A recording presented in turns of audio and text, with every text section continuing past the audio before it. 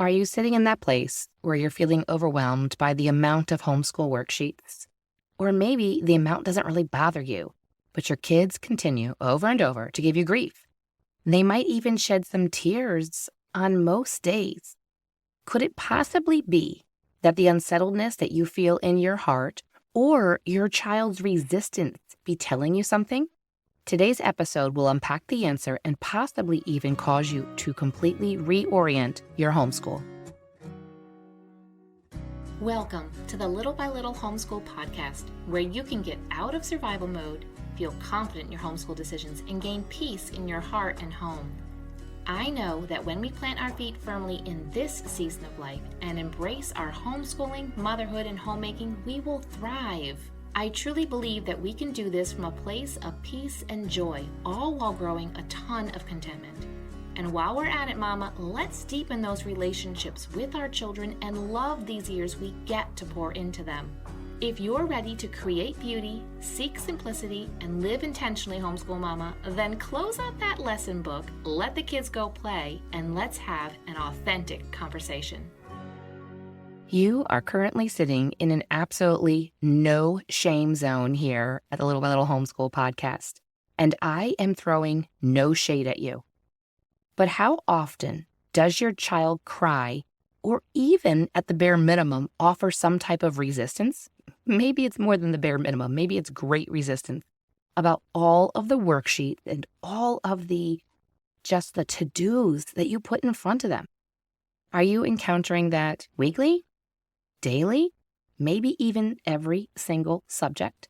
Let's unpack today what is going on, and I'm going to offer you some really great alternatives that are just as good, dare I say maybe even better than a worksheet.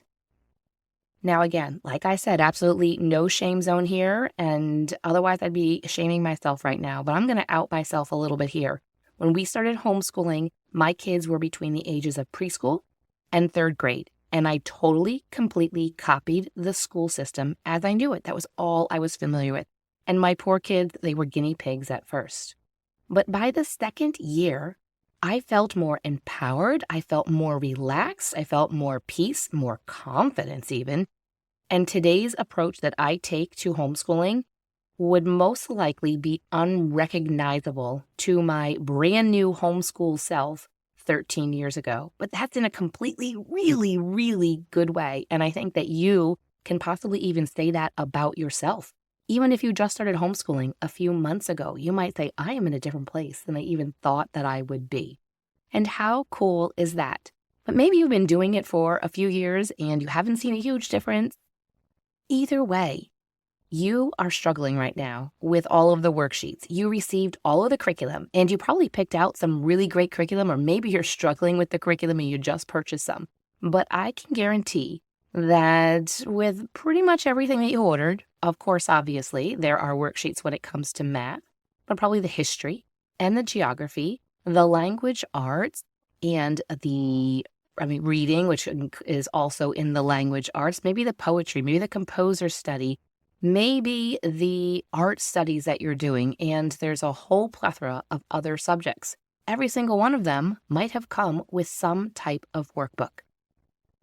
Before I dive into what are some of your alternatives, I'm going to answer the question of, do your children really need to do every single worksheet? I have a feeling that you are going to be able to guess my answer. My answer is no. They don't need to do every single worksheet. Usually, when it includes your homeschool day, them doing every single worksheet, it is because you are operating from a place of fear. But that fear is probably based upon a really great concern and the love of your children and wanting to get homeschool right and to do it the best way and to be able to prepare them for life outside and beyond homeschool. So your intentions are really good, but you're probably operating from a place of fear, not knowing if this is really going to work. And we've all been there. We don't know, is this going to work? Until we actually see that it works. And we can say, oh, I wish I had kind of chilled out a little bit. So this is me telling you that this works from my experience. And I'm going to ask you just to trust me a little bit here. trust me just for a few months on this and see what the difference is in your homeschool and probably and hopefully in the way that your children relate to homeschool and how they feel about homeschool, and hopefully the heaviness that you're feeling each day because of your kids coming to the dining room table or your little homeschool area or the living room floor, and they see a stack of workbooks and papers and things that they need to accomplish, and their heads just droop down. Let's get their heads pulled up. Let's get them excited about school. Yes, there are sometimes just things that we have to do. And there are different ways that you could do math, but generally math is going to require some worksheets. Maybe not everything with math, but especially as they get older, I'm not quite sure how counting blocks or counting little counting bears that you could do in the younger years, I don't know how that translates to doing geometry and algebra in a way that doesn't include worksheets. But also remember that just because you might pull back on some worksheets in math in the younger grades, it doesn't mean that your kids won't be able to do it later on when they do get to geometry and algebra. Your children will be older and more mature at that point, so don't let that hold you back. So how will you know if they know all of the things that you have taught them if they don't fill out worksheets? Now, let me reiterate that worksheets aren't all bad. I'm not saying you need to take all of those workbooks and throw them all away. Like we mentioned just a moment ago, math, yes, they still maybe need to do some worksheets. Maybe you can get creative on some days, and some days they do the worksheets. But do they need to do every single problem on the math worksheet? You might be burning them out on the math, or you might be burning them out in all of the other worksheets that they have to do for all the different subjects. And they come to math and they're just done. They're spent. They're burned out. They don't want to do the math problems. Possibly, if you eliminate some of the other worksheets, you might not get the type of resistance and the tears and the frustration that you get when it comes to math. Now, worksheets, again, not necessarily all bad. There is a place for them. Worksheets can also help with handwriting and penmanship, even when you're doing subjects that are not directly related to language arts and their handwriting and penmanship, because they have an opportunity to maybe fill in some blanks and to write in some paragraphs. Worksheets can also be really helpful and have a place when you are balancing the home education of multiple children. Worksheets can also be a great way to prep your children for state testing. Now, that's only if you are required to do testing. Sometimes parents still want to do some type of state testing, and I see this often when parents are brand new to homeschool and they just want, how am I going to know if my child is on level? Well, that's a whole nother conversation right there. But some states require some type of state testing. And therefore, worksheets can help your child understand they have to sit down and they have to do this and to kind of get an idea. Now, granted, a lot of the state testing requires filling in bubbles, but it gives the child some type of context to actually doing the state testing. Now that I've given you the answer to do they need to do every single worksheet, but I have also given you some ideas on how to modify the use of the worksheets and the amount of worksheets, but also what some of those worksheets can actually offer your child. I want to ask you a question here. Are you struggling with choosing curriculum? Are you struggling with creating a routine that your family loves for homeschool and just for your whole day? Are you struggling knowing how to let go of the school system mindset? Well, friend, Clarify Your Homeschooled framework for answering these questions and other questions, such as how do you plan out your year? How do you homeschool specific ages? And what is the best style of homeschooling? I would love to invite you to find out more information about Clarify Your Homeschool at clarifyyourhomeschool.com. Now, let's get into the alternatives to worksheets. Now, Charlotte Mason loves narration. If you've been around in the homeschool world for a while, then you know and are familiar with Charlotte Mason. If you are not and you are new to homeschool, I encourage you to check out Charlotte Mason and her way of educating children. Now, you do not need to do the Charlotte Mason style of homeschooling in order to do some type of form of narration. My goal here is to present you with information, not telling you any type of certain way to homeschool, because we all have our own way to homeschooling and we often fall in and out of different homeschooling styles, and different years require different approaches. But When it comes to narration, it is a great way to be able to find out how much has your child absorbed. Narration is just a form of reiterating what was learned. It can be in the form of questions and answers, or it can be very open and allowing the child just to say whatever is on their mind about whatever the subject is. Maybe you had a history lesson and you discussed, we'll say, a specific time period or a specific event in the Middle Ages. And when that's done, you allow the child to explain back to you what they recall and what they remember. And it's actually kind of fun to see what is sticking out in your child's mind and to really study the way that they think. Another way that you can use worksheets, another alternative, is you can use an actual worksheet as a guide to ask questions. When it came to our history curriculum, I loved going through the mystery of history, but there was a lot in that. If you have ever done the mystery of history, you know that the author's amazing, but gives a ton of different ways to bulk out the curriculum. When I first started homeschooling, I was like, this is too much. And I was like, how can I pare this down? She had a lot of great ways of them doing worksheets and extra things. But I was like, I don't think I need to make copies of all these worksheets. My middle child right then was in first grade. I was like, I don't know how that's really going to work. What if I used these worksheets and I just asked my kids the questions and just see if they answered and how they would answer and see if they knew the answers to them. Maybe they were fill in the blanks and I would give them the different possibilities. And it was just a way of solidifying. So you can actually use the worksheets, but just use it as a guide for your conversation. Another alternative to worksheets is to have your child show or demonstrate what they have learned. This works really well, especially for something like science. Maybe they are taught a lesson. Maybe you read them through a lesson and you explain something, and maybe you actually even do the experiment. But later on, then they do that experiment and they show the family when dad's home and the siblings are all around. Maybe it's in the evening or maybe it's on a weekend, and they actually show what they have learned.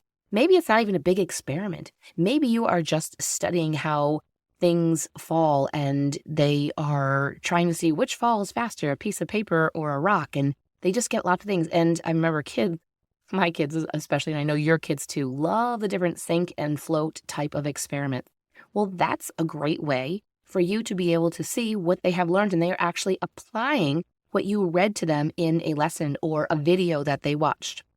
A next alternative that I have to you for worksheets is just to have casual conversations with them. Because you are the one that has introduced them to material, or because you are the one that they are coming to and asking questions of, and then you produce the answers to those questions, you are able to have casual conversations. Maybe it's on the car ride to the grocery store. Just a question pops into your mind and you ask them about that. It's a follow-up possibly to the history curriculum you've done or the geography. Maybe they're learning about maps and you use the opportunity of going to the grocery store and talking about the maps. Maybe even pull up your GPS and show them how the roads go, and they're watching maybe the little dial on your car that's telling them whether they're going north, east, south, or west, or some one of those directions in between. But having casual conversations is much easier when you homeschool because you know the information that they have been learning because most likely you are guiding them in that information. Another alternative is to just watch them bring up what they learn. It is amazing. Sometimes it could be days, weeks, months later, and a child has been thinking about something, or maybe they forgot about it and it came back to mind in something that they saw or heard or just randomly came to mind.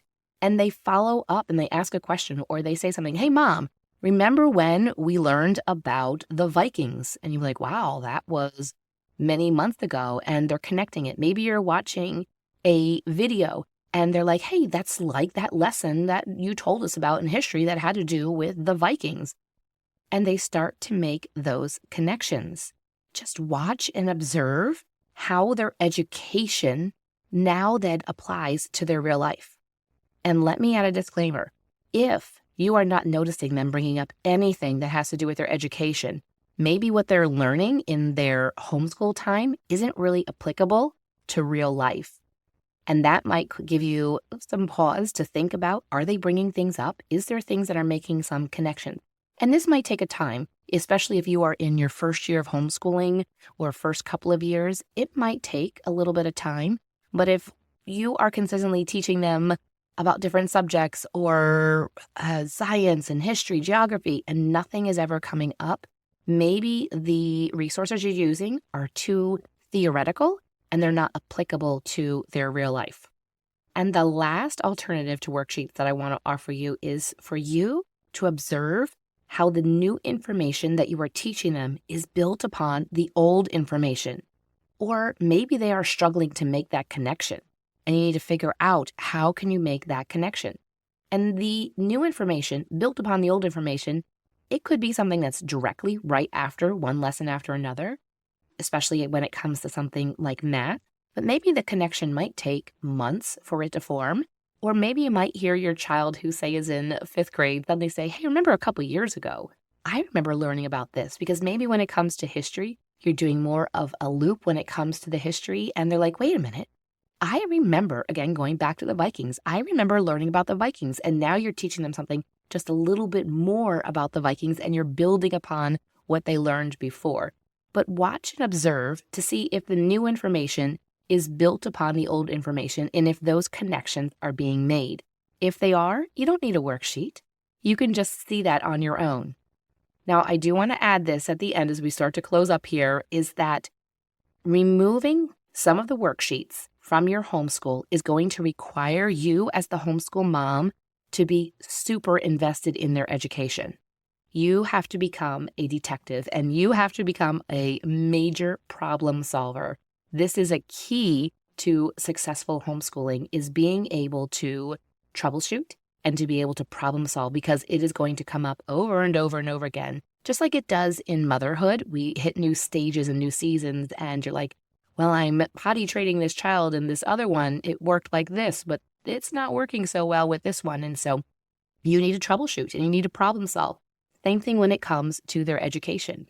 Well, the reading just isn't quite clicking. What can I do? Maybe is it a new resource? Maybe I need to pull back a little bit. Maybe it is just the way that they are interacting with the resource, or maybe it's just not quite the time yet. So as a homeschool mom, you get to become really invested in their education and problem solve. It's a lot more than just a right or wrong on a worksheet, unfortunately. But it's actually a really good thing. And I really think that homeschooling allows us moms for our brains even to become stronger and more elastic. And it really helps us in a lot of ways when we have to problem solve and we have to troubleshoot. And worksheets can be so easy to just, nope, that's wrong. Yep, that's right. And then move on. But what have they really learned? Now, you can use worksheets and say, this is wrong. Why is this wrong? And I highly recommend that, especially when it comes to math.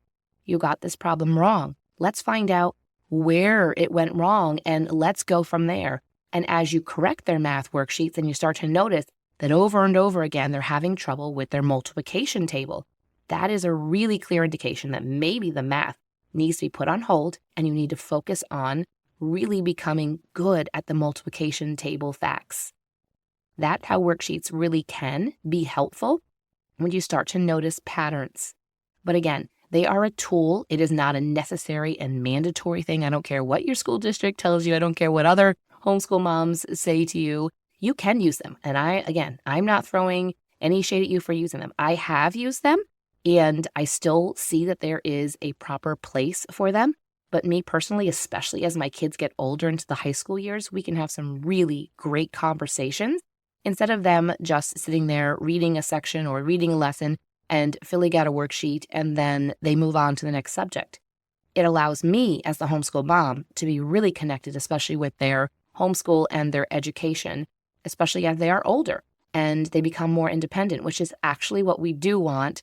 But by allowing more time for narration and allowing more interaction between mom and the homeschool student really also helps solidify our bonds as well.